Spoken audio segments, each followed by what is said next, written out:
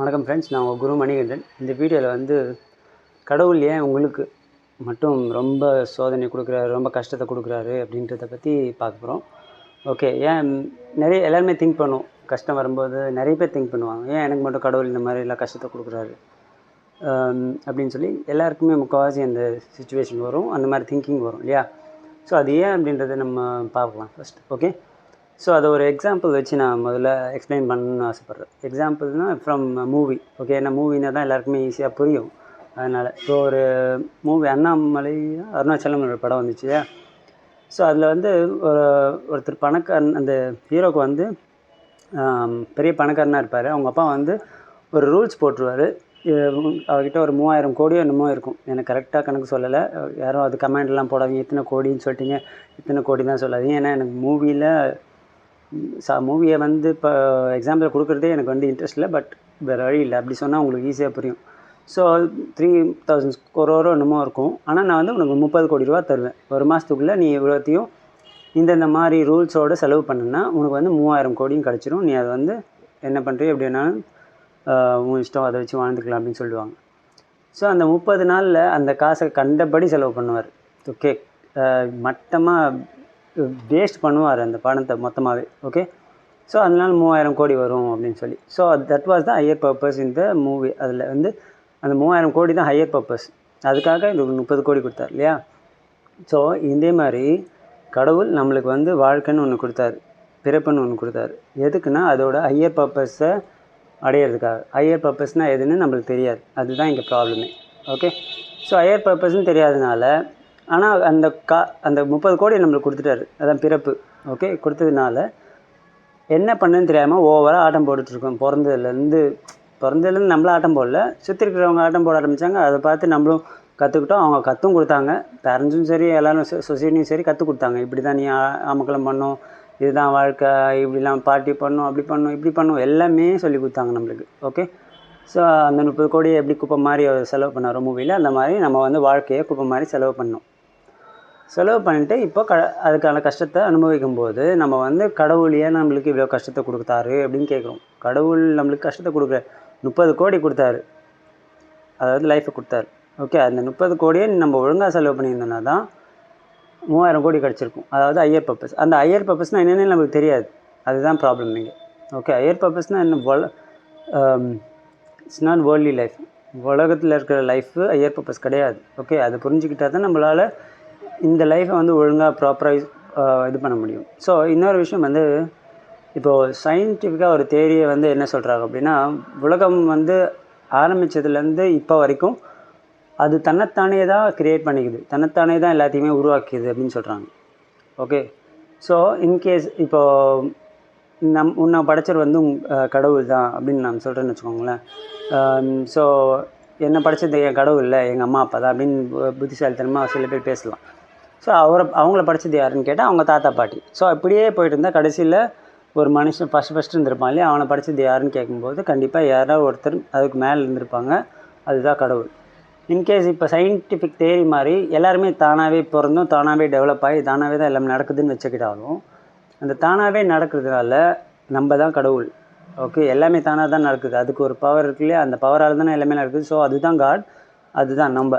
Okay, நம்மளும் தானாக தான் நடக்கிறோம். ஸோ நம்ம தான் கடவுள்ன்றதை புரிஞ்சுக்கணும். ஸோ அப்போ உனக்கு வர பிரச்சனைகளை கொடுக்குறது யார்? கடவுள். அதாவது நீ தான் பண்ணிக்கிற எல்லாமே. ஓகே, உன் உடம்புக்கு பிரச்சனை வருது, ஹெல்த்துக்கு பிரச்சனை வருதுன்னா நீ ஃபஸ்ட்லேருந்து உன்னை ஒழுங்காக கவனிச்சிக்கல, அதனால ஹெல்த் ப்ராப்ளம் வருது. நீ சரியாக சாப்பிடல, நீ கண்டதையும் சாப்பிட்ட, கண்டதையும் குடித்தோம். ஓகே, ஒழுங்காக தூங்கலை, சும்மா தேவையில்லாத பிரச்சனைகளை தள்ளி போட்டு ஸ்ட்ரெஸ்ஸை ஏற்றிக்கிட்டோம். ஓகே, இதுதான் லைஃப்னு தெரியல, எது லைஃப்னு தெரியாமல் இதுதான் லைஃபு, இது வேர்ல்ட்லி லைஃப் தான் லைஃப்னு தெரிஞ்சுக்கிட்டு எல்லாத்தையும் பின்னாடி ஓடுறோம். எமோஷன்ஸ் அதனால் வருது. ஓகே, பிரச்சனைகள் நிறைய அதனால் வருது. ஸோ அதனால் ஸ்ட்ரெஸ் வருது.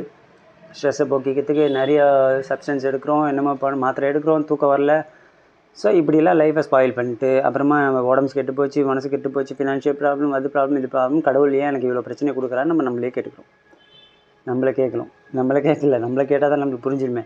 கடவுள்னு ஒருத்தர் இருக்காருன்னு, அவர் தான் எல்லாருமே பிரச்சனை கொடுக்குறாருன்னு நினச்சிட்டு அவர் மேலே பழிய போட்டு திருப்பி சோகமாகவே சுற்றிட்டு இது பண்ணிகிட்ருக்கோம், லைஃப்பை திருப்பியும் வேஸ்ட் பண்ணிகிட்ருக்கோம்.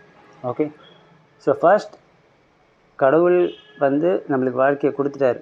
அதாவது 30 கோடி கொடுத்துட்டாரு. 3000 கோடி வேணும்னா அது கரெக்டாக ரூல்ஸோடு செலவு பண்ணும். ஓகே, அதே மாதிரி நம்ம லைஃப்பை வந்து கரெக்டாக ரூல்ஸோடு வாழணும். ரூல்ஸ்னால் என்ன? மாரல்.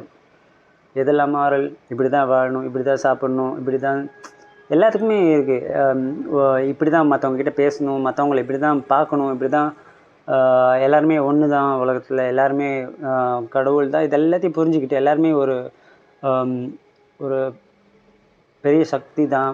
ஓகே, இதெல்லாம் புரிஞ்சுக்கிட்டு ஒருத்தருக்கு ஒருத்தர் கரெக்டாக பேசி பழகி எமோஷன் ஆகாமல், எமோஷன்ஸால் தான் நோய் வருதுன்றதை நம்ம ஆல்ரெடி ஒரு வீடியோவில் பார்த்தோம். ஸோ எமோஷன்ஸை நம்மளே க்ரியேட் பண்ணுவோம், நம்மளே மற்றவங்களும் க்ரியேட் பண்ணுவோம், நம்மளுக்கும் க்ரியேட் பண்ணிப்போம். அதனால் நம்மளுக்கும் நோய் வரும், மற்றவங்களுக்கும் நோய் வரும். அப்புறம் கடவுள் எனக்கு ஏன் பிரச்சனை கொடுக்குறாருன்னு அவர் மேலே பழிய போடுறது. அதேமாதிரி ஒழுங்காக வேலைக்கு போகாமல் இருக்கிறது, ஒழுங்காக சுறுசுறுப்பாக வேலை செய்யாமல் இருக்கிறது, வேலையை விட்டு உன்னை தூக்கிடுவாங்க, உனக்கு ப்ரமோஷன் கொடுக்க மாட்டாங்க, இல்லை இன்சென்டிவ் கொடுக்க மாட்டாங்க, இல்லைனா இது இன்க்ரிமெண்ட் கொடுக்க மாட்டாங்க. அப்புறம் வந்து கடவுளை குறை சொல்லுவோம், ஏன் எனக்கு மட்டும் கடவுள் இந்த மாதிரி பண்ணுறாரு. ஓகே, நம்ம ஒழுங்காக செய்யலை. உன் ஆஃபீஸ்லேயே ஒருத்தனுக்கு இன்னொருத்தனுக்கும் கொடுத்துருப்பாங்களே, ஓகே, அதில் பாலிடிக்ஸ்லாம் இருக்க தான் செய்யும். என்ன பாலிடிக்ஸ் இருந்தாலும் சரி, திறமை இருக்கிறவனை யாராலையும் தள்ளி விட முடியாது, அழிக்க முடியாது. ஓகே, நம்ம வந்து அதுக்கு மேலே திறமை காட்டணும். ஆக்சுவலி நான் மார்ஷியல் ஆர்ட் பண்ணுறதுனால சொல்கிறேன். மார்ஷியல் ஆர்ட்டில் வந்து டோர்னமெண்ட்ஸ் கூட்டிகிட்டு போனோம்னு வச்சுக்கோங்களேன், கண்டிப்பாக போங்க அடிப்பாங்க. கண்டிப்பாக எங்கே போனாலும் மோஸ்ட்லி சீட் பண்ணுவாங்க, பார்ஷியாலிட்டி பண்ணுவாங்க. யார் வந்து டோர்னமெண்ட் கண்டக்ட் பண்ணுறாங்களோ அவங்க சைடில் இருக்கிற ஸ்டூடெண்ட்ஸ் தான் வின் பண்ணுவாங்க. ஸோ எப்போவுமே என்ன சொல்லுவாங்கன்னா ஸ்டூடெண்ட்ஸ்க்கு நாக் அவுட் பண்ணி வின் பண்ணு. ஈவன் ஒரு மூவியில் இறுதி சுற்றுலையும் அதே தான் சொல்லுவாங்க. திருப்பி மூவி தான் சொல்ல வேண்டியதாக இருக்குது எக்ஸாம்பிள். அதுலேயும் அவன் அப்படி தான் சொல்லி அனுப்புவாங்க, மாதவன் வந்து நாக் அவுட் பண்ணி வின் பண்ணு, நாக் அவுட் பண்ணி. ஏன்னா நாக் அவுட் பண்ணலன்னா எப்படியா ஏமாத்துறதுக்கு நிறைய சான்சஸ் இருக்குது. அந்த மாதிரி தான் உன் கம்பெனியில் நீ வேலை செய்யும் போதும் உன்னோட ஸ்கில்லை நீ ஃபுல்லாக பயன்படுத்தி ஆகணும். ஓகே, உன்னோட பிஸ்னஸாக இருந்தாலும் சரி, எதாக இருந்தாலும் சரி, உன்னோட மைண்டையும் நல்லா யூஸ் பண்ணி ஆகணும், ஃபிசிக்கலாகவும் நல்லா யூஸ் பண்ணி ஆகணும். அப்போ தான் வந்து அதில் சக்ஸஸ் ஆக முடியும். அதெல்லாம் நம்ம பண்ணாமல் கடவுள் மேலே பழைய போட்டு கடவுள் ஏன் எனக்கு இந்த மாதிரிலாம் பண்ணுறாரு, ஏன் எனக்கு பிஸ்னஸ் லாஸ் ஆச்சு, ஏன் எனக்கு வேலை போச்சு, ஏன் எனக்கு இன்க்ரிமெண்ட் கிடைக்கல, ஏன் ப்ரமோஷன் கிடைக்கலன்னு கேட்டுட்டு இருந்தேன்னா, நீ கேட்க வேண்டிய கடவுள் யார்? உனக்குள்ளே இருக்கிற நீ தான். ஓகே, நீ தான் எல்லாமே பண்ணுற. Okay, it's all your doing. Okay, ஒரு சில டைமில் இட்ஸ் ஆல் யுவர் டூயிங் சொல்கிறது தப்பு. இட்ஸ் ஆல் இஸ் டூயிங் சொல்லணும் சில டைமில். அது எப்போ நம்மளுக்கு தெரியணும்.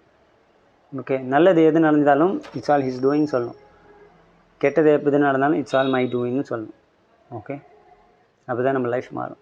ஓகே, ஸோ இந்த வீடியோ கண்டிப்பாக யூஸ்ஃபுல்லாக இருக்கும்னு நினைக்கிறேன், நம்புகிறேன். ஓகே, அடுத்த வீடியோவில் வேறு ஏதாவது டாபிக் பற்றி பேசுகிறேன். நன்றி, வணக்கம். குரு மணிகண்டன்.